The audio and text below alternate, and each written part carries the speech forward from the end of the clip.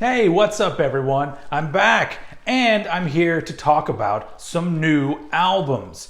So I know that I do album reviews every once in a while, but I don't get around to reviewing everything that I think is really fucking good, even though I would love to. So I decided, well, maybe I'll fit in a few reviews into one video for a few albums that have come out in 2020 that I think need a little bit of exposure, need a little bit of people fucking talking about them. And so that's why I'm here today. I'm going to talk about 3 of my favorite albums from 2020 that I haven't already done a video on. So let's fucking do it.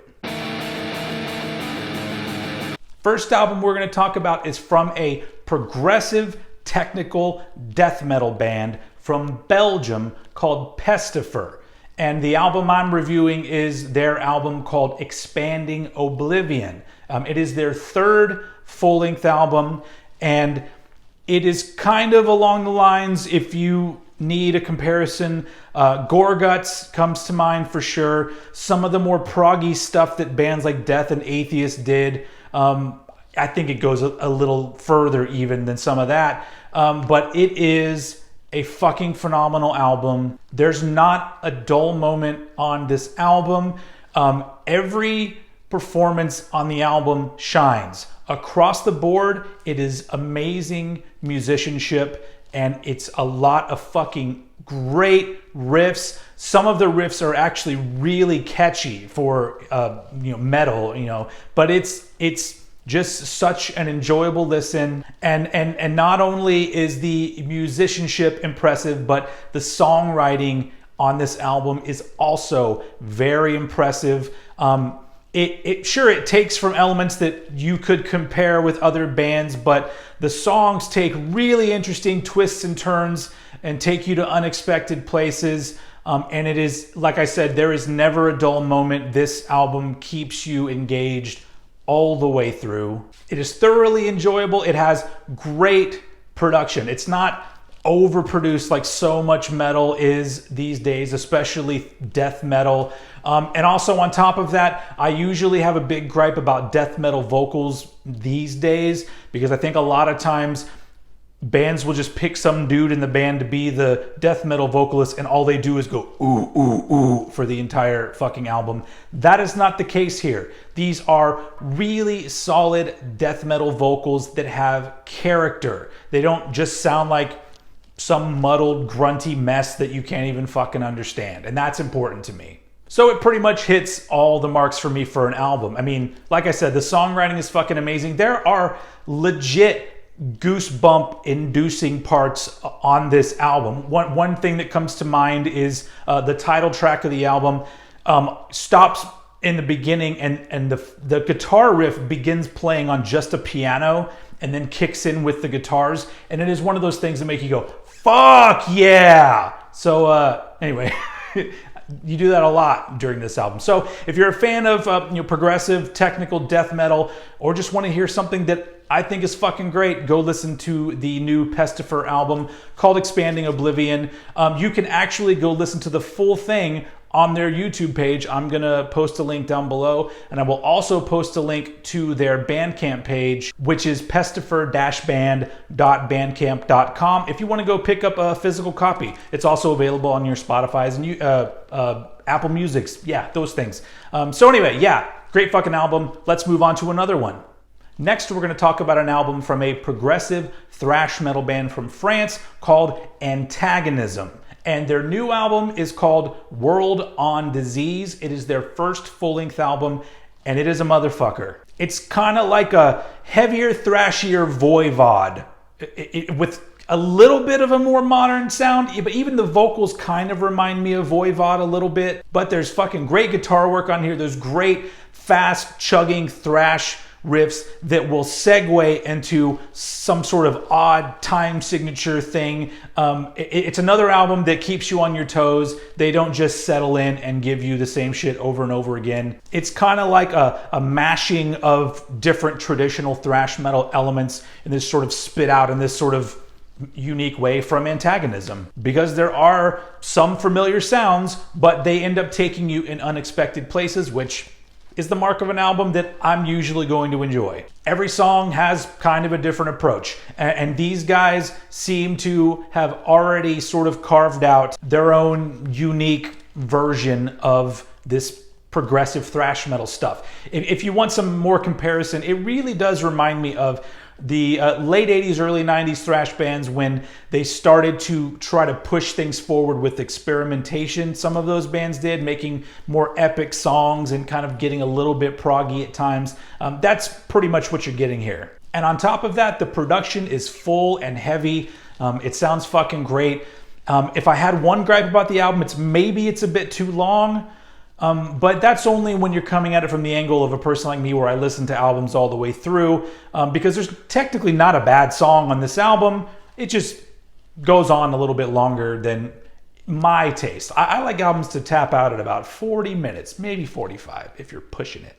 At this point, the album is only available digitally, so you can go to Apple Music or Spotify or whatever, but also, just like the last album, you can listen to the full thing on YouTube, and I will post a link down below. So check out Antagonism, World on Disease, killer thrash metal.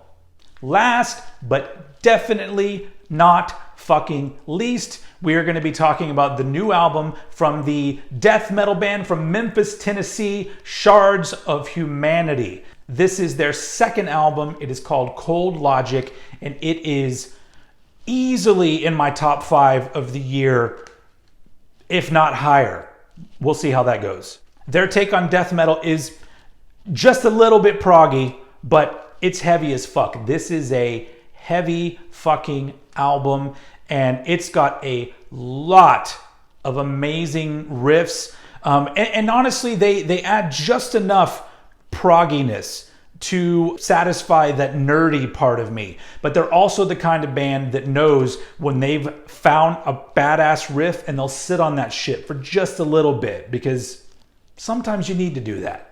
But there's so many huge riffs. There's a lot of really great dual guitar parts going on this album. It's once again amazing musicianship, tight performances across the board. There's epicness to all of the songs, even the one song that's only 2 minutes long, and literally the only lyric in the song is "I've seen death." And honestly, when you hear the song, that is the only lyric that's needed in the fucking song. I love that these guys knew, like, hey, you know what? This song's fine at 2 minutes, and it fucking is. It's a killer song. But there's also songs that go way further out there. Now, I think the longest it gets on this album is about 6 minutes, but they do a fucking lot with 6 minutes of time on your fucking headphones or whatever you're fucking listening to it on. And also, once again, death metal, but with great death metal vocals. These are death metal vocals that range from guttural all the way to screaming and everything in between. This is not a one-note vocal performance, and that's fucking great.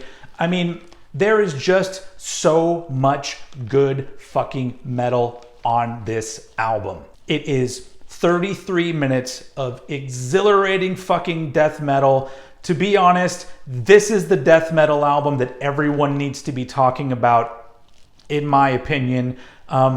I'm not one of the cool dudes, and I know that maybe this album hasn't been getting the press that I think it should be getting because it's not on one of the hip labels, but it is on a label called Unspeakable Acts Records, and they put out a lot of really good shit. So I recommend going and checking them out, because honestly, they should be one of the big labels out there. And that's where you'll go to check out this album. You can go to unspeakableactsrecords.bandcamp.com, or once again, link to the entire fucking album right down below on YouTube. Go check it out. Shards of Humanity, Cold Logic. I'm not overselling this album. It's really fucking good.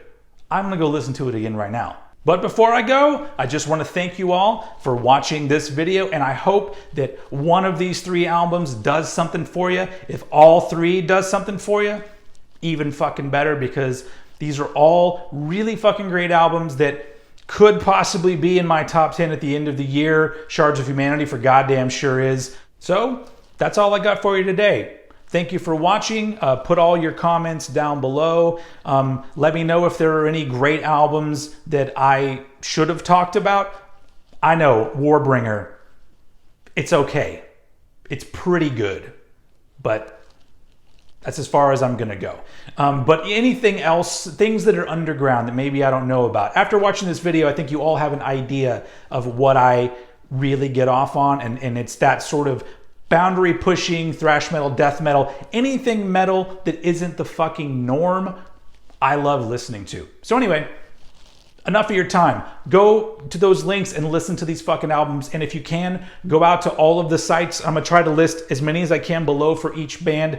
Go purchase some shit. This is the time that we need to be supporting these bands. So everybody get out and do what you can. Thank you for watching, and I will see you all again very soon.